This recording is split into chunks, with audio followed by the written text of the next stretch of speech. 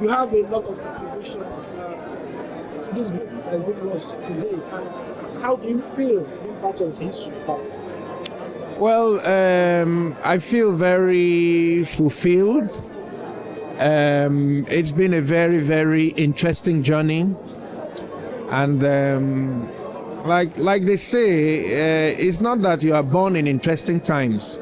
It's that you should work hard to make your own times interesting. And I think that Right Honorable Rotimi Amaechi has worked hard to make his times, the times that he is born in, quite interesting. You know, he's contributed a lot to change within the country that he's been in. He's contributed a lot also to the development and the growth of Rivers State. So it's a good time for us to review things and celebrate what we have been able to do. What is your take, your call to those sets of Rivers people who have refused to identify with this enemy?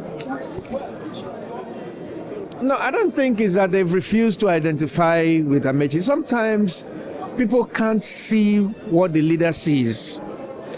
A lot of people in Nigeria felt that it was suicidal for us to go against the federal government. And they thought that, it was a journey that the end was already known and that we're going to get nowhere. So you can't blame people who were afraid to key into that kind of risky undertaking. But he believed in what he was doing.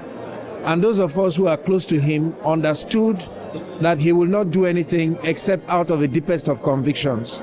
And so we felt that it was something worth doing. So we don't blame them. We welcome everybody on board.